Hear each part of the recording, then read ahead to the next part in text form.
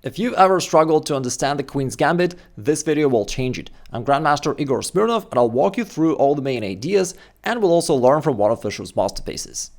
Alright, what's the point of this move pawn to c4? It's called a gambit, but in fact it's not. It's more of a tricky positional idea. White wants to seduce black to give up his central control, and on the next turn white can grab the center himself and then regain this pawn pretty easily because black can't really hold on to it, and then white really achieves a superior situation with central control, better development, more space, and that's exactly what white wants.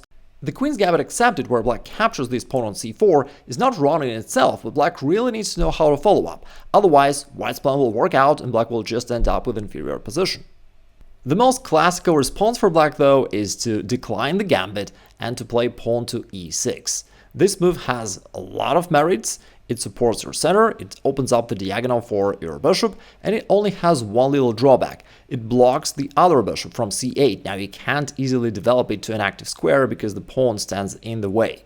This also explains why for white it is typically not recommended to trade on d5 unless they have some specific follow-up. Because right now if white trades on d5, this solves the problem of development of the slight squared bishop for black, while white gains nothing.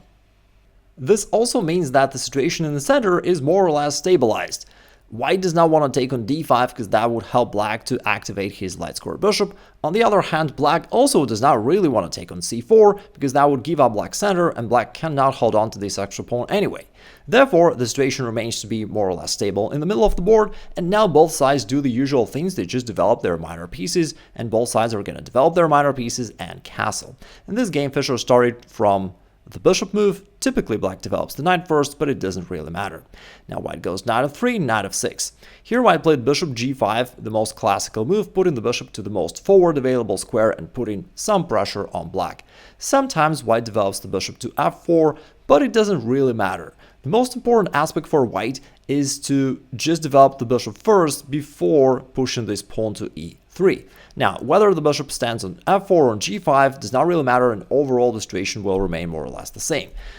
If instead white played pawn to e3 right away, trying to develop his light square bishop, you can see that this brother is now really upset because it's now kind of doomed and cannot be developed normally. That's why white wants to first bring the bishop out and then lock the pawn chain.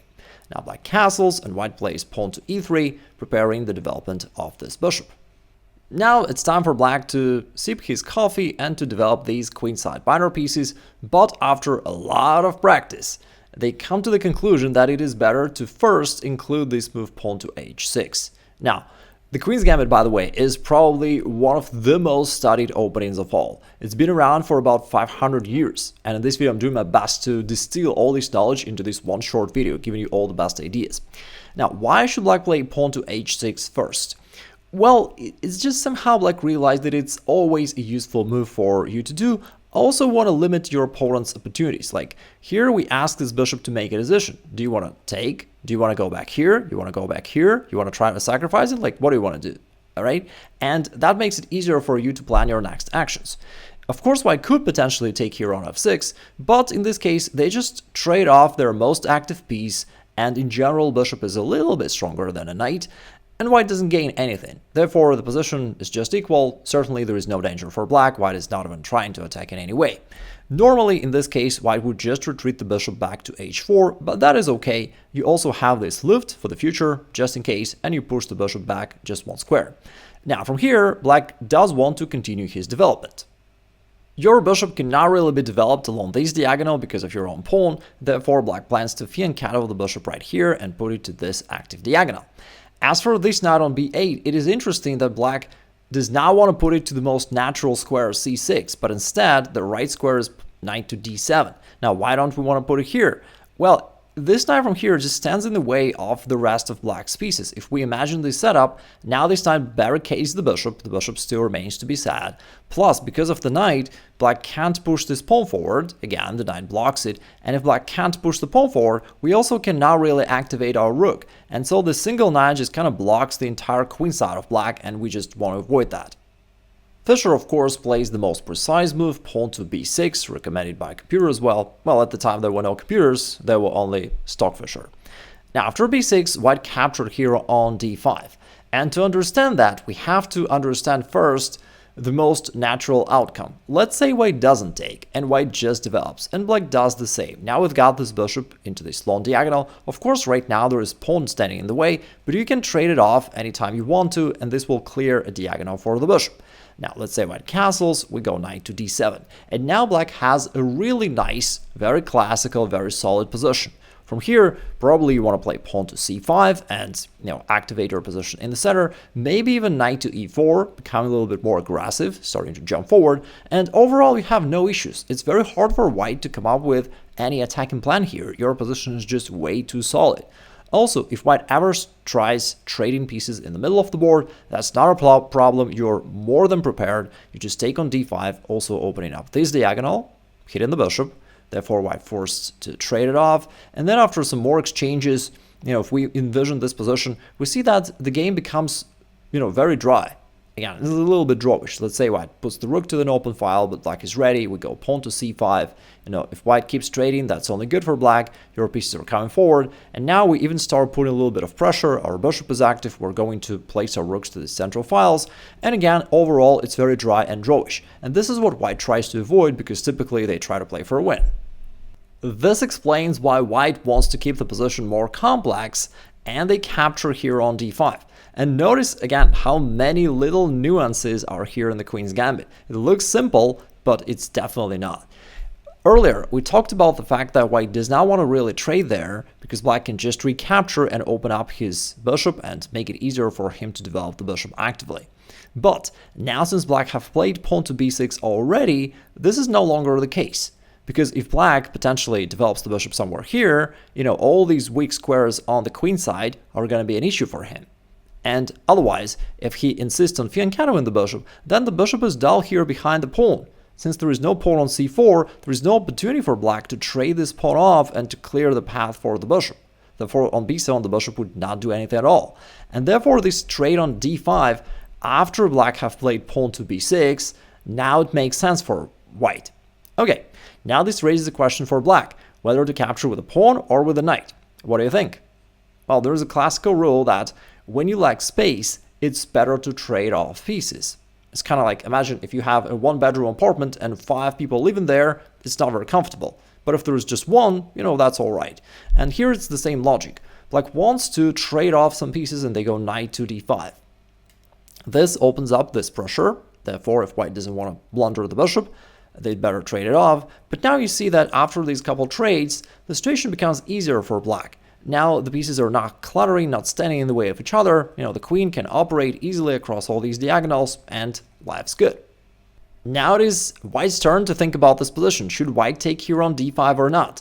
And the answer is yes, because that is the only opportunity for white to seize the moment and to create this pawn structure which is somewhat a little bit weak. And white can try to capitalize on that down the line. They can put the rook down here and start attacking these weaknesses. And it only works right now, because let's take it back. If white doesn't capture here right away, but plays any other waiting move, then after bishop to b7, black will have no issues anymore. And now if white ever captures, black recaptures not with a pawn, but with a bishop, keeping the bishop active. And then, as we discussed before, black goes knight d7, c5, life's good is just absolutely equal. Black has no issues whatsoever. Let's take it back. That is why if white wants to avoid that, they have to take on d5 before black put the bishop on b7 and could potentially recapture by the bishop. And by the way, I'm sorry that these explanations are a little bit lengthy, but again, guys had a lot of time within these 500 years to develop this theory, and I'm trying my best to just distill it within some 15, maybe 20 minutes. All right, white captures here on d5, again, and now white is trying to capitalize on all these weaknesses. Another little note, I checked some books and whatnot about the Queen's Gambit, and I can tell you that, frankly speaking, even coaches and authors often don't understand all these intricate details themselves. And that's why I'm telling you, after this video, you will definitely understand the Queen's Gambit better than the crowd, okay? Now, and by the way, we're also still following the game, all right? White played here, bishop to e2, and white's plan is to cancel, go rook c1, and try to capitalize on these weaknesses. All right, once again, this time it is black to play, and black needs to decide whether to develop the bishop here or here. And the correct move is paradoxically not bishop b7, even though black was supposedly trying to fianchetto the bishop. But now with the pawn stuck here on d5, the bishop would be passive there. And bishop to e6 is the correct move, which is what played by Fischer. From here, the bishop is active along this diagonal and also supports the center just in case. Therefore, it stands really well. White castles here, and now black needs to be really careful. Because if black plays some casual move, let's say something like this, then indeed after rook to c1, white would start attacking all these weaknesses, maybe with a queen, with a knight, with a bishop, and black could easily be in trouble. Black certainly wants to avoid that, and the only way to permanently solve the problem of this weakness, this backward pawn on c7, which stands on the open file, and white can put pressure, is to push it forward right away, and this is what Fischer plays. Now, let's say after this trade, we get to the position where it's a double-edged thing. On the one hand, these hanging pawns are a little bit weak. They are on these open files, and white can put rooks there and try to attack them. On the other hand, there is some strength in these pawns as well. They are controlling the center and also a lot of squares around, giving black some space advantage and some domination in the center. Maybe in the ideal bright future, black can even push the pawn forward and create a passed pawn along the d file, but of course it's going to take a long time to arrange all that. But nevertheless, there are pros and cons of having these hanging pawns. But if you really understand how to handle that, you'll be good to go. White played queen a4, and white kind of started a little bit to drift here, which is understandable. This is one of the main classical challenges for chess players. I develop my pieces, I castle, now what? I gotta come up with a middle game plan, and I'm not really sure what to do. By the way, if you ever had these doubts, I have a free masterclass about that. I'll drop a link down below. You can check it out later so that you don't have those issues. But for now, black needs to complete his development. All right, this knight typically should go to d7. This is really the right square for the knight. And maybe white was trying to prevent black from developing this knight right here to c6, but it actually makes no sense because black was never even going to do that. The issue is this c pawn needs protection, and black wants to put the knight here so that from there the knight guards this pawn. Alright, Fischer first shifted the queen to the queenside, also potentially putting pressure to this pawn, because black's plan here is exactly to attack on the queenside. Now white played queen a3, guarding this one and also attacking that one, and now knight to d7. And this is the setup you really want to aim at. From here, the knight guards this pawn, the bishop guards that one, and you're perfectly solid. It looks like these hanging pawns are a little bit weak, but if you imagine white even trying to put rooks down here, it doesn't really attack the pawn because it's already guarded by the knight. And white doesn't want to sacrifice a rook for the knight, right? And so this rook looks active but doesn't really do much. And the same thing for the other one. White could play here, but then again, the pawn is already guarded by the bishop, so what do you want there? Nothing really. White was probably thinking hard and decided to start this maneuver, knight to e1. He wanted to reroute the knight here and to attack the pawn on c5, which is, not a terrible plan overall, but just a little bit slow. Now, Fischer plays pawn to a5. What's the purpose of that move? Well, a couple of reasons, but mainly it is for us to be ready to play a4 and to challenge white's pawn on b3. Because instead of a5, the move which might be more logical for black to play looks something like this, rook b8, hitting this pawn right away. But if white pushes the pawn forward, then you're kind of stuck there, like what are you going to do next? The pawn is defending. And we really want this other pawn to be able to capture it and weaken it. That's the plan of black, and that's why instead of that, black played pawn to a5. Now, if white ever pushes the pawn forward, we can always play a4 and put pressure and undermine it. And that's why we also keep the rook on a8, because potentially it can become active right there. Alright, white goes knight to d3, he tries his plan, attacking this pawn. The pawn comes forward, c4, chasing the knight away. And there is also an interesting thing that for a long time it was considered that in such positions it is bad for black to push the pawn to c4 because it gives white this square d4, potentially for his knight maybe or his rook, and it kind of fixates black's pawn structure. This pawn on d5 becomes weak. But after some practice, black realized that, hey, you know what, yeah, maybe this pawn's a little bit weak, but so is this pawn on b2. And now our pawn from c4 holds this pawn, can't easily go forward, and want to put pressure there, want to go rook b8 and start attacking this pawn. And therefore, playing pawn to c4 actually makes a lot of sense. It's not on Fischer's invention, Capablanca played it back in the day, and since then it became a standard idea. Now, Fischer goes rook b8 exactly, attacking this one. White goes rook to b1, trying to defend the pawn, but now bishop comes to f5, kicking the rook. And it already looks like white is, going down, but not really, because rook d1 keeps white in the game. White counterattacks this pawn on d5, and the position is double edge. Fischer played knight to f6, just solidifying this pawn, and therefore saying that, you know what, this pawn on b2 is still hanging. White plays rook to d2, and now there is a little challenge for black. Normally, black would wish to jump with the knight forward and kick this rook away. But knight to e4 right away is not a good idea, because that drops this pawn on d5 and also attacks this bishop. Therefore, instead of that, Fischer boldly plays pawn to g5, kicking this knight out. And the idea is, if the knight just goes away somewhere, which white didn't really, but the idea is if the knight goes away, then after knight to e4, black really got everything they wanted. Now, the rook is attacked. It can't easily go away because of this pawn on b2. Black would be able to go ahead and capture it. And if the rook comes here, there are some dangers along this diagonal, but also there is another very common idea. Thanks to this pawn on a5, we can go queen to b4, pressuring this queen. And we see how this initially seemingly slow plan of just pushing some pawns forward on the queen side, putting the rook here, initially didn't seem dangerous for white at all, but it gradually snowballed into a big trouble for white. Now queen takes a3 is coming, ruining the pawn structure, creating the c passed pawn for black. And if white captures, black can recapture by the a pawn, and that is a really gorgeous position for black. These pawns are really advanced, really strong. By the way, it didn't happen in the game, just showing you this common plan of black, right? Now, this rook also hits this pawn on a2, and black is just winning. Again, that's how this little slow plan just, accumulates into a big advantage. Let's say white will try to defend this pawn. Now b3 is coming, attacking the rook, attacking this pawn. White can't even capture because this pawn is pinned, and black is just crushing it. White realized that passive defense leads nowhere and decided to complicate matters and to sacrifice the knight here. And as a compensation, white gets 2 pawns and a little bit of hopes for his attack, because also the black king is now weakened due to this pawn on g5. Now Fischer retreats the bishop, guarding this knight, and white plays rook to d1, reinforcing the pressure. How would you play here as black? Now there's a little combo, and I'll show you of course in a second, but you can try to find it by yourself. Fischer here, instead of retreating the knight, which was probably something that white expected, played knight to e3. A little nice combo, and hey, what's the point? Well, if white captures the knight, we take the bishop, and we want a pawn along the way, that pawn that used to be there on e3.